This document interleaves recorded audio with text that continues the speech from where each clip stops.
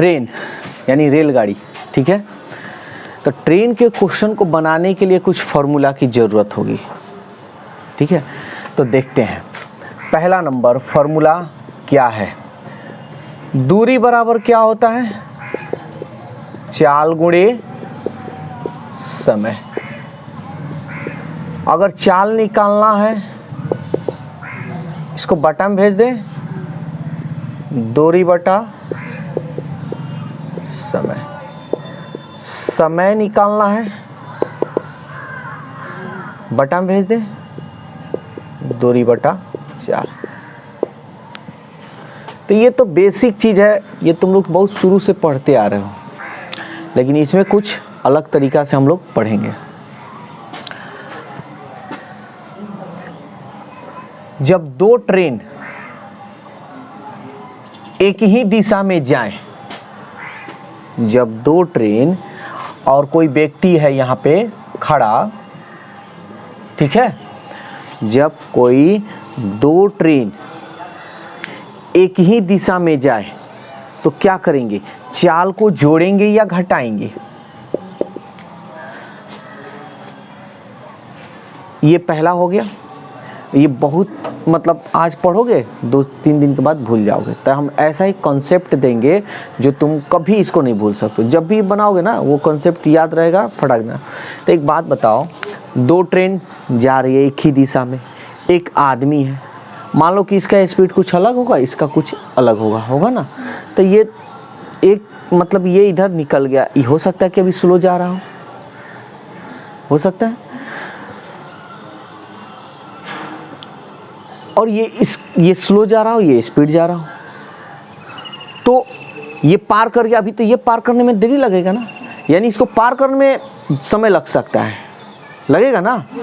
दूसरा तरीका, मान लो कोई कहीं व्यक्ति कोई खड़ा है और दो व्यक्ति या ट्रेनें हैं, ट्रेन छोड़ दो व्यक्ति को ले लो, कोई व्यक्ति है कहीं खड़ा है, वो व्यक्ति और जो व्यक्ति आ रहा है उस व्यक्ति के पास उसको जाना है।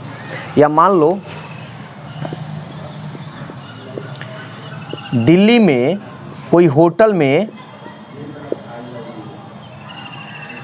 कोई मीटिंग करना है, एक व्यक्ति को गोरखपुर से और दूसरे व्यक्ति को मान लो सिवान से, दोनों को यहीं पे जाना है ना। तो ये पहले पहुंचेगा, ये बाद में, अभी जब तक ये दोनों नहीं पहुंचेगा तब तक मीटिंग होगा नहीं, है ना, यानी देरी होगा यहाँ पे। लेकिन यही चीज़ अगर हम ऐसे बोल दें कि ये गोरखपुर से, एक व्यक्ति गोरखपुर से मतलब दिल्ली पहुंचना है, एक व्यक्ति को मुंबई से पहुंचना है, तो दोनों एक दूसरे के विपरीत जा रहे हैं ना, तो ये तो बीच में पड़ जाएगा। तो हो सकता है कि एक के साथ पहुंचे तो जल्दी यहाँ पहुंचेंगे ना। तो याद रखना, जब देरी से पहुंचेंगे तो चाल को क्या करना, यानी इसका मतलब चाल स्लो है, तो चाल स्लो है इसका मतलब घटाना, स्लो का मतलब माइनस। और जब दो ट्रेन विपरीत दिशा में हो और एक व्यक्ति को पार कर रहे हो तो जल्दी पार करेंगे ना। तो जल्दी पार करने का मतलब कि उसका चाल जो है स्पीड है, यानी प्लस, यानी स्पीड हो गया। स्पीड का मतलब हो गया कि तेजी से है, समझ में आ रहा है। तो याद रखना, जब दो ट्रेन एक ही दिशा में जाएंगे तो उनकी चालों को घटाना है, जब दो ट्रेन विपरीत दिशा में जाएंगे तो उनकी चालों को क्या करना है, जोड़ना है। समझ में आ गया। एक तो ये हो गया, इसको ये बहुत अच्छी तरह से इसको याद रखना है, ठीक है। ये ट्रेन में इसका यूज है।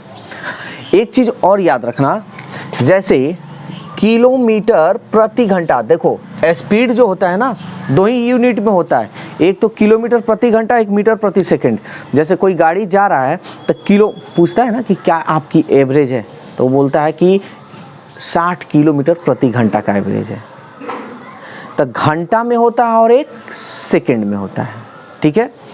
तो किलोमीटर प्रति घंटा, अगर किलोमीटर प्रति घंटा को मीटर प्रति से, अच्छा हम चलो ठीक है यहाँ लिख देते हैं पहले, मीटर प्रति सेकंड। किलोमीटर प्रति घंटा को मीटर प्रति सेकंड में अगर बदलना हो तो क्या करना, 5/18 से गुणा कर देना, तो ये हो गया मीटर प्रति सेकंड। अब मीटर प्रति सेकंड को किलोमीटर प्रति घंटा में बदलना हो, इसी को ठीक पलट देना, 18/5 किलोमीटर प्रति घंटा। समझ में आया? किलोमीटर प्रति घंटा को बदलना हो मीटर प्रति सेकंड में तो 5/18 से गुना करना, मीटर प्रति सेकंड में मीटर प्रति सेकंड को किलोमीटर प्रति घंटा में बदलना हो तो 18/5 से गुणा कर देना। समझ में आ गया? इसको याद करने का क्या तरीका है, इसका भी याद करने का तरीका बता रहे हैं। अच्छा, हम एक बात पूछें कि किलोमीटर प्रति घंटा, अच्छा हम यहाँ पे ये पूछे 5/18 और 18/5 में कौन बड़ा है, तो सीधा भाग दे दो। ये देखो दशमलव में आएगा ना, ये तो बहुत छोटा हो जाएगा, है ना। अब 5 3 15 दशमलव के बाद यानी 3 रुपया कुछ पैसा, ये 0 पैसा, तो कौन बड़ा होगा, 18/5। इससे नहीं समझ में आए तो ऐसे कर लो, 50 25, 18 18 324, तो 324 बड़ा या 25 बड़ा, 324 बड़ा, यही वाला बड़ा। समझ में आया? तो अब हम यहाँ पे ट्रिक बताएंगे, याद रखना 5/18, बस इसको याद रखना 5/18। किलोमीटर प्रति घंटा और मीटर प्रति सेकंड में कौन बड़ा है, किलोमीटर प्रति घंटा बड़ा कहलाएगा या मीटर प्रति सेकंड? किलोमीटर प्रति घंटा बड़ा कहलाएगा, ये ना बड़ा होगा जी। किलोमीटर प्रति घंटा, 1 किलोमीटर 2 किलोमीटर, ये तो मीटर प्रति सेकंड, ये तो छोटा हो गया। तो किलोमीटर प्रति घंटा को हम बोल रहे हैं मीटर प्रति सेकंड में बदलने के लिए, तो मीटर प्रति सेकंड छोटा ना है, तो छोटा है तो छोटा से गुणा करेंगे, तो 5/18 छोटा या 18/5 छोटा, तो 5/18 छोटा, तो छोटा से गुणा करेंगे। मीटर प्रति सेकंड है, इसको किलोमीटर प्रति घंटा में बदलना है, तो किलोमीटर प्रति घंटा ना बड़ा, तो इसलिए इसमें हम बड़ा से गुणा करेंगे। 5/18 बड़ा या 18/5 बड़ा, तो 18/5 बड़ा, गुणा कर देंगे। समझ में आया? तो ये एक ट्रेन का ये जो चैप्टर जो स्टार्ट किया है, ट्रेन रेलगाड़ी, ये इसका बेसिक चीज़ है। इतना चीज़ बस आनी चाहिए, अगर ये आ गया तो समझो ट्रेन ख़त्म। और ख़ास बात ये है कि हम एक ही ट्रिक पे सारा चीज़ बतलाएंगे, इसके लिए 10 गो हमको ट्रिक की ज़रूरत नहीं होगी, एक ट्रिक पर पूरा। ठीक है, तो चलो इस पे हम कुछ क्वेश्चन कराते हैं। क्या कह रहा है, एक ट्रेन जिसकी रफ्तार 72 किलोमीटर प्रति घंटा है, रफ्तार मतलब स्पीड, स्पीड को हिंदी में चाल बोलते हैं,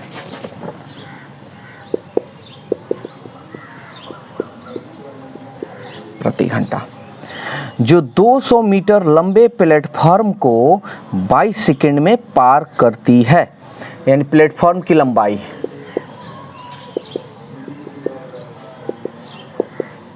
प्लेटफॉर्म की लंबाई 200 मीटर, समय दिया है 22 सेकंड। ट्रेन की लंबाई,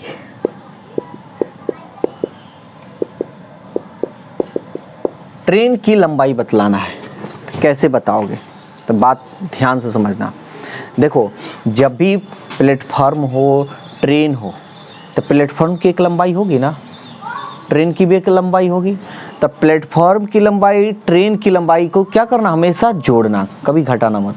ठीक है, तो हम यहाँ देख रहे हैं कि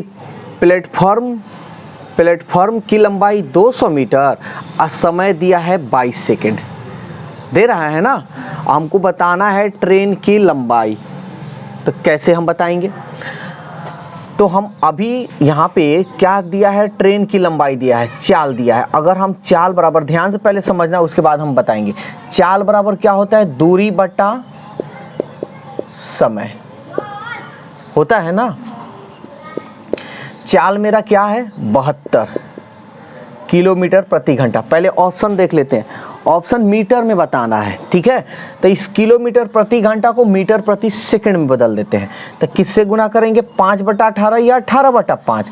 तो मीटर प्रति सेकंड में कह रहे हैं यानी छोटा यूनिट में, तो इसलिए हम छोटा से गुना करेंगे। बराबर।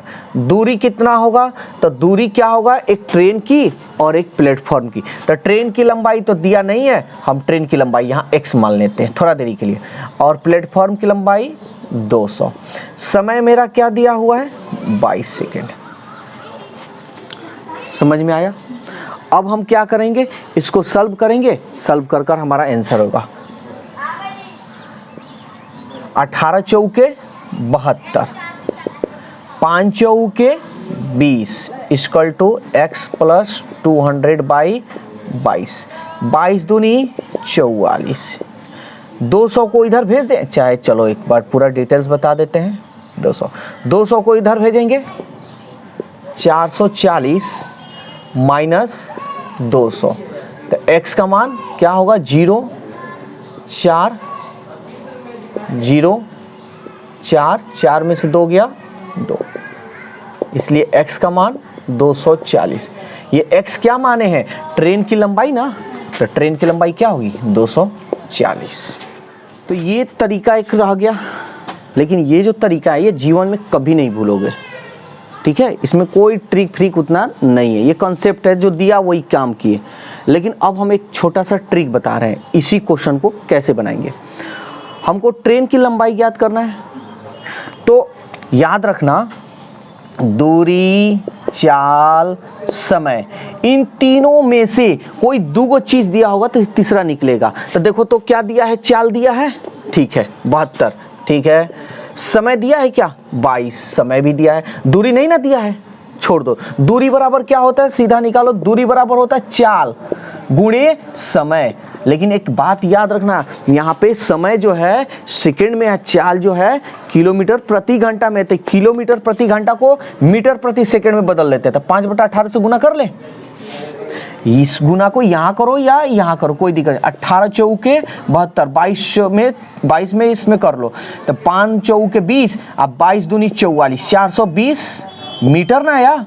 तो ये जो दूरी आया है, इस दूरी में क्या है, एक तो ट्रेन की लंबाई है और एक प्लेटफॉर्म की लंबाई है, दोनों इसमें सम्मिलित है, ठीक है। हमको क्या निकालना है, ट्रेन की लंबाई निकालना है, ट्रेन की लंबाई। तो इसमें दोनों सम्मिलित है, इसमें से क्या करो, प्लेटफॉर्म की लंबाई को माइनस कर लो, 200 मीटर। घटाओगे तो कितना होगा, 40, 4 में से 2 गया 2, 240 मीटर। तो ये रहा ट्रिक।